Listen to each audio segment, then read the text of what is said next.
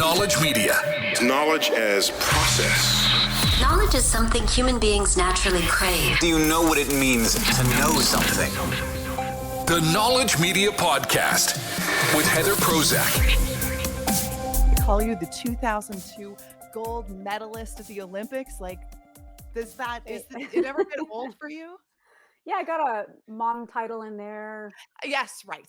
You were instantly in high demand. So no one sees all the hard work that went into the skating. But can you take me back to like how hard you worked? I've known David for a very long time. We were on the national team forever. Like, I think I was 12, he was 15, and we met initially there. He was the French guy, I was the Albertan, and I was like the little fart from Alberta, and he was like the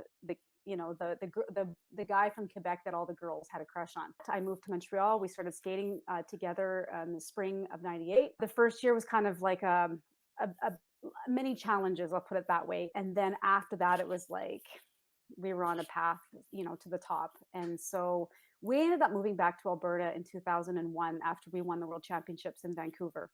We were training in Montreal, and we decided to leave our coach there for personal reasons. Came here. It was the best thing we did. And this was where, actually, if you don't mind me saying, Heather, where we experienced our first real, not the first, but as a team, kind of the first big, wow, what is the media trying to do? We forgot this story, but until you got me taking everyone down my path here, we moved back here, and it was the media started twisting things like, how could you leave your coach that you just won the World Championships with? How bad is this going to look if you guys don't win? So wait, this is before you go to the Olympics. It was like demonize us in some ways. You could just see that they were trying to put a twist on us moving here and make us look bad. And we were actually quite, I remember I used to take a lot personally. So I would get really upset, and I'd feel a little bit more nervous or scared. And then I just realized that's only noise for like 5 seconds, and then it goes away. And you realize people don't care that much about you as a person, me as a person. They're not sitting there going, 10 seconds. What are they doing? Yeah, exactly. When you realize that, you can take a step back and go, okay, but it's hard. Now that's me not in your shoes. And I'll always remember this one moment from you. The moment where you thought you had it, and you go sit down with the coach and with David, and they're doing the numbers, right? And then you see the numbers. And do you remember your final reaction? Yes. Oh, wow. And then as soon as I left that kiss and cry area, I was like, oh. Yeah. You held it together really well. Like I actually watched that video again and went, oh, right. I remember that moment. So I'm not a skater. I can't even figure it out I'm on not my own. anymore either. You're not. So for me to be captivated by your story shows like how many people were captivated by it. Well, it was a really interesting, the whole thing leading up to the Olympics was, we had even gotten phone calls at the World Championships from in our hotel room that were threatening us. And that has nothing to do with the media, I'm assuming, but we had threats. And then leading up to the Olympics was challenging just because we felt incredible pressure on ourselves that like we've worked so hard for 4 years, and we did everything. Like we had trainers, psychologists, we just put it all on the table.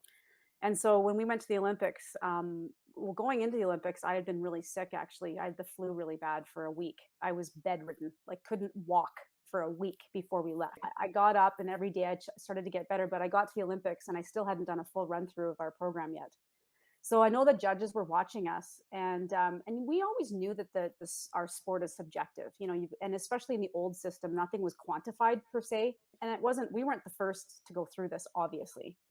It's been years and years and years, like decades of this. We skated after the Russians, which was such a positive for us because, who knows what could have happened if the roles were reversed. Plus we were in that collision in our warm up. Remember that? Yes, I do, because everybody heard about it. Yeah. Because they wanted it to be something more as well. Yeah. It was like, well, they collided. And then there was just this atmosphere of like, ooh, what really happened? Yeah. And nothing, like, I don't believe they tried to hit me, and I definitely did not try to hit them. Who wants to have a collision like that right before you compete? We could have died. Mm-hmm. Blade in the neck or somewhere. That's incredibly dangerous. It was a complete accident. and it rattled all of us for sure. If anything, I'm sure Anton and I took the brunt of it, so I'm sure he was sore like I was the next day. But regardless, we both had to get off the ice and compose ourselves, get things feeling kind of normal as quickly as possible.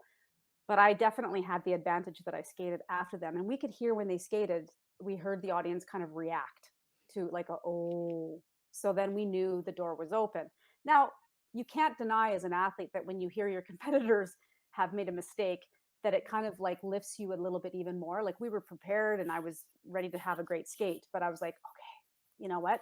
It's ours. And so when we got on the ice, I just was determined, and I literally went on autopilot that night. So when we finished skating, it was like, I think everyone, I shouldn't say everyone because people still think the Russians were better, but a lot Who of does? What are you talking? What? I'm just Wait, saying, I I don't know about that, but okay, agree to disagree because, yeah, when you're watching from your house and you're seeing everything and you're hearing yeah, how the broadcast commentators are talking about it, they're seeing it on your faces. There's a level when you've done really well and you know that you've exceeded where you wanted to be. You hmm can see it on people's faces. Like when you can feel it in your heart, you're like, "No, we got that one." And that's well, the face you guys had. especially when I mean, of course, when you listen to the American commentator Scott Hamilton, even said going into our last throw, he says if they land this throw, the gold is theirs. So the media, or not the media, the broadcasters even set it up that way. Right. And I can't remember what the Canadian Barb Underhill and Paul Martini were saying, but similar. It was just like they did it. It said gold dust sprinkled all over this. One of the great skates in history. Okay, yeah. So then Yeah, we're all okay. like, woo, So we get off the ice and we're sitting there, and then our first mark, technical merit comes up, and we're first, and we're like, oh my God, we're gonna win. Like this is amazing. And then presentation comes up and we see the ordinal two, and we're going, huh? And you actually see me look at our coach and I go, it's gonna switch, right? Like, am I like It was like a dream. It didn't seem real. yeah. Yeah, yeah. So then, nope, it's real. So then we get off, and then the media frenzy started, and it was, can we talk to you? Can we talk? So you have to face the media. And I find out afterwards, watching our documentaries, that the Russians didn't even stay and talk to the media. The questions were really just like, how did you feel you skated tonight? And it was just like, you know what? We did our best. We didn't even want to be like, this is unfair, because we didn't really understand what was going on. Of course, we felt that we had our best, the best performance that night, but we signed up for this subjective sport that we're in. In saying that, after the medal ceremonies, we start skating around like you skate around with your medals and your flowers and you're waving at people. And the French CBC comes down and says to Dave, the French judge, there's a controversy. And Dave's like, what? So we get off the ice Immediately after? immediately. Oh, interesting. Yeah. So then we get off the ice, and that's when the discussion all started, even with our team leader. And then we go to Canada House, and everyone is talking about something going on. So if you had won the gold medal only and that was it, you were the gold medal winners, you would have been in high demand. Does it escalate? Does it get worse?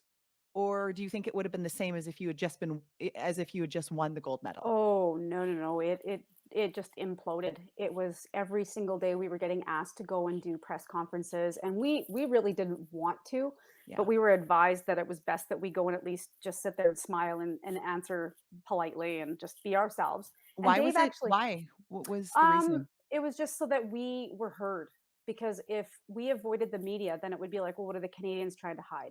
So we were guided there always with security. I mean, we were actually apparently followed by, I'm forgetting the Canadian security system, like Not the RCMP, you mean like more well, higher?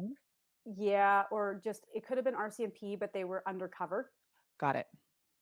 And we didn't know this. We found out afterwards. We were being literally followed in vehicles. Like we were always followed. Dave and I were followed everywhere. Why were you followed? Exactly. So that's when I found that out. I said, well, why were we being followed? But when you were in the middle of what we were in, it was such a whirlwind, a tornado even. It was scary at some point. Like I remember reporters fighting and cameras were flying and people were screaming at each other because everyone wanted to get their picture. And and their news about us. But just it escalated to the point where, like, most people know, it was like we were the talk of every talk show, and we were on the cover of every magazine. It was just like this big deal. And And at the but time, I'm thinking, like, I'm trying to think of internet days and stuff because, all of the social media was not quite that was tabloid trash, right? That was yeah, the tabloid magazines, which was Newsweek and Time we were on. Newsweek So and those Time. two magazines were a big deal for us, but we were also on tabloid ones. Absolutely. And then Yeah. that got into like the gossipy crap from made up stuff. So now with your career, you go to the International Olympic Committee saying, "Whoa, we found out about the French judge." Hmm. And you guys get the gold medal. You Hmm. have earned it. 6 days later, they explained that the IOC got pressure that the pairs event is taking over the Olympics. Well, it was. So they, That yeah, was what everyone talked about. yeah. So they pressured the skating committee, the Ah, Olympic skating committee, to or whatever, to give the Canadians a co-gold medal. The Russians themselves didn't cheat. It was within the judging system, and that whole thing was also for television. Dave and I would have had a very quiet ceremony. It's like eloping. Just go yeah. go over here and just give us our gold medal over here. We didn't need to be at the arena again and have that whole presentation, but it was for the public, but it was media driven. Where else you did a couple other things, documentaries, right? What were some of the other So we did a documentary for Netflix, and it's right. called Bad Sport, Okay. and we're the one of the 6 documentaries there. It's an hour long. And then we were also on Tara Lipinski and her husband, actually, who's a producer, did a documentary um, from on Peacock, which Canadians don't get. No. So, I mean, there's a way, I guess, to find it and get it, but it's very difficult for us Canadians. I said, Tara, that doesn't help me if I want to share, Okay, so So, search it out. Find some but friends. it's brilliant, and it's very well done, incredibly well done. Yes, So by this point, you and I meet years later, years and later. years later, hi, how are you? And we're going through some of the things in our world today. I've been on the air for 20 years, started at 19 years old. Like, I mean, it was Wow. just, you feel like a baby. And Yeah. everything you're talking about with media, I'm like, well, that makes sense. They wanted to get the first picture, the first interview. Like, I can't even imagine that part. Like, who do you give the first interview to? And going through your experience with media, what was your takeaway during that time? Well, it actually benefited us. And we were, like you said, we became the darlings of that Olympics and of the world. Many people in the world, everywhere we went, it was like, oh, you're that Canadian pair team. So it turned out in our favor Hmm. that, and you say winning outright would have been absolutely amazing. But in hindsight, we made something that didn't turn out so good. We made it turn into something golden, no pun intended. But we wanted it to be serve us, and so it actually did. We did well with that, and we had a great touring career. I just think as a Canadian, we were the underdogs too, and that everyone loves the underdogs. Russians had won the Olympics for 40 years, so this Canadian team could disrupt this. Ooh. So from our experience at that Olympics, they were kind of on Yeah. our side. But Dave and I did experience some interesting media encounters on our way up, the ladder, so to speak. And I'll never forget like articles where you'd be standing there and you're just being honest, and you're speaking your truth and you're saying nice things and whatever. And then you read the article the next day in the paper, or not so much live television, but even then I'll tell you what they do or what we've experienced. And again, this is personal experience. So in papers, we would read the next day, sometimes they would just twist your wording around. They would say, she said this, but then they would put a different kind of connotation to it. They would find a way to make it like seem different than what you actually meant. And so we've been incredibly hurt and disappointed over the years, and not every single article, but often. And we're like, I never said that like that, or I never did that.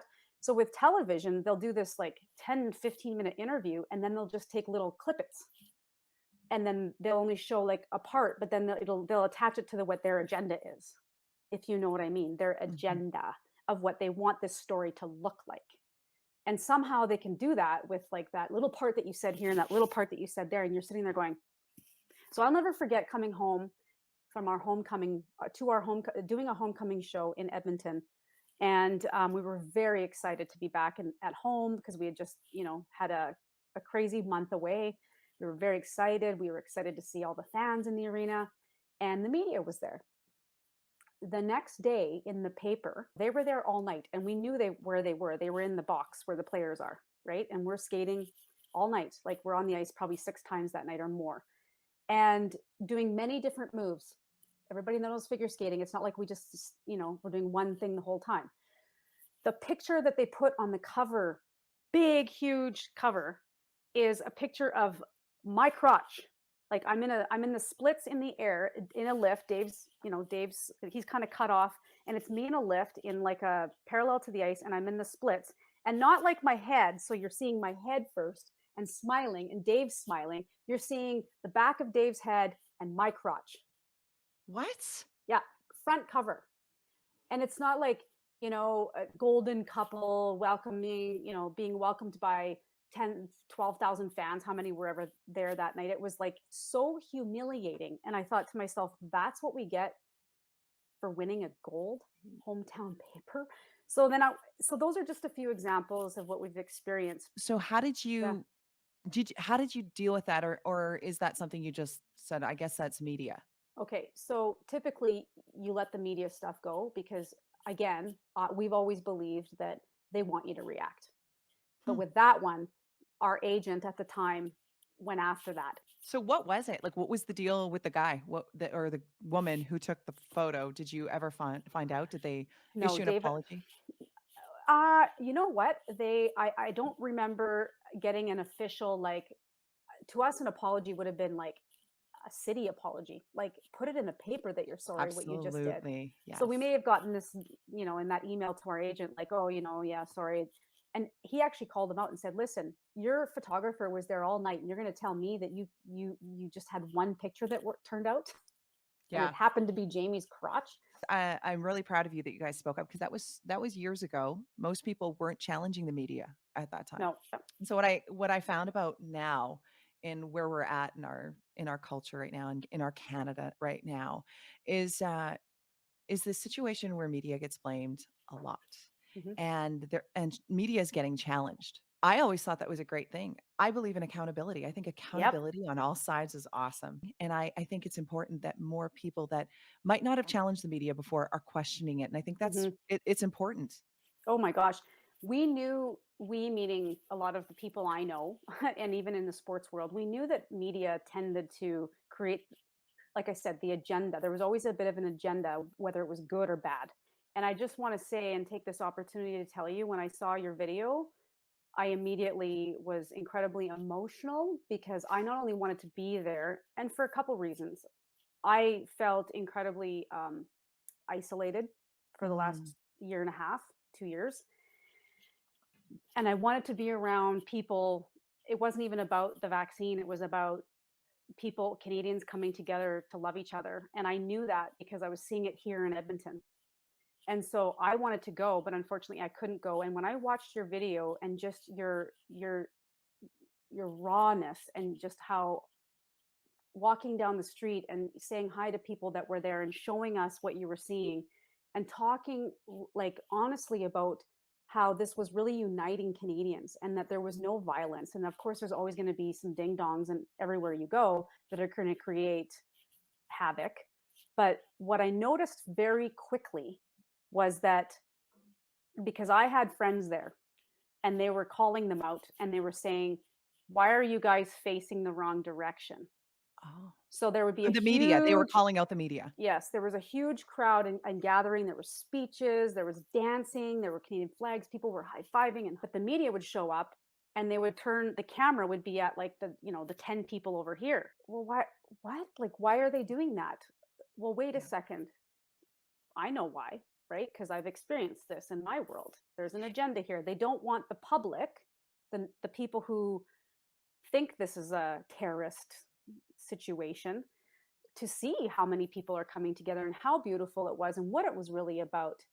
But it almost got comical because, again, I had so many people there. And again, just you reiterated it when you showed your side of it too, of like, it was the most, I had tears because I had never felt so much hope and love until for 2 years until till I saw what was really going on and I saw your video. And I applaud you, Wow. Heather, because that took a lot of guts and courage to actually show, and there was nothing harmful about your wording. It was just very authentic and real, just very like, guys, like I had to see this for myself and I just wanted you to know. And there was no bias. It's just this is how it is. And so that's where I was just really starting to watch all the headlines. And I actually never watched, and I'm not even apologetic. I was just about to say I'm sorry. I'm not apologetic that I don't watch the news. I also have friends in media. I have I have experienced this so many times. So now when I've watched this last year and a half and watched the media sort of cover what they want to cover and show the people what they want the people to know, I'm going, guys, people, guys, like I'm like literally like a little kid going, there's a whole nother narrative or dialogue over here. But it's been incredibly interesting to see the cognitive dissonance of like, nope, nope, I'm just going to support what I'm being told at, on 6 o'clock news or on the radio or on whatever. I'm just going to support that. The curiosity for me came out of to go to Ottawa came out of just that curiosity because I was seeing Mhm, one thing mhm, and I was watching the news and I'm like I have the most respect for some of these people I'm thinking currently mhm. in journalism.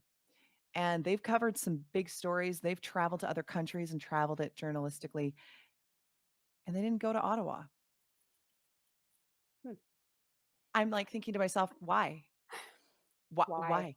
It's just this whole scenario, this last year and a half, Yes. especially, not maybe in the beginning, because we were all confused and we didn't know. But it's like, we kind of woke up to like, okay, you know what? I'm seeing that, you guys are saying this over here, but then I'm hearing all these other things over here. Why are you not talking about this? Why are we not allowed to debate? Why are we not able to debate this? It's just one narrative. That's it. You can't even ask questions. Like you said at the very beginning, we'd like to think that we should be held accountable for what we're putting out there. You're shut down if you even ask a question. I have some great friends in news, and they're not bad people. But I was trying to figure out why they weren't doing something as simple as following Mhm. the official page. Get And in so, there and start talking to the truckers. Get in there and start talking to the people. Show more of a, right. like, what's going on? Not once. I could not believe the amount of positive feedback. And a lot of them didn't come through Mhm. likes that you would see. It came through my Mhm. DMs. And they were Mhm. Because people, they're shy to speak up and support you. and it was enough to make me realize, okay, so I'm not alone. There are people that are seeing what I actually saw, but I confirmed it for them without realizing I was going to do it. I just was like, you guys have to Yeah. see this. This is beautiful. When my whole philosophy on social media is I've always wanted to be a positive light there, but right now I feel like we're kind of at war, not even kind of.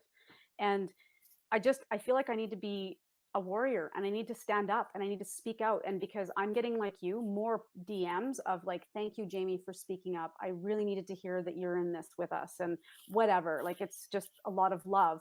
Now, it's my platform. If I get someone that just questions me, that just goes, hey, where are you getting this? Like it's actually a thoughtful challenge. But if you're Yes. gonna personally attack me, you're gone. Well, and what I really noticed too on social media was that people were expecting coming at me, attacking me, and expecting me to change my posts, my views, my beliefs, my personal posts to fit their belief system. I'm like, again, if you don't want to hear what I have to say or what I'm trying to share, then just don't follow me. But it's like I'm only allowed to think like everyone else. And I go, whenever in history has it been like this, like to this level Yes. and hate?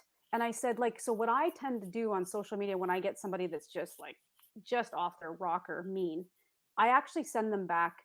I'm sending you love and light. You said in one of your interviews just after you won the gold, or just before winning the gold, you said, all I want is the truth to come out. Ooh, You how probably don't even appropriate is remember that. that? Oh, I do Mhm. remember that. And how appropriate is that for this time? You are Oh, such a light. Thank you. so are you, Heather. I just, I'm so grateful for you and I'm glad that we've become friends. And you know what? You bet. You are going to do amazing things, girl. I am behind you 100%, as so many thousands and thousands of people are. And don't give up. Thanks. Do you think You're I'm amazing. cereal box worthy though? Because Yes. I was like, Golden. what? Golden. Yeah. No. Jamie, thanks so much.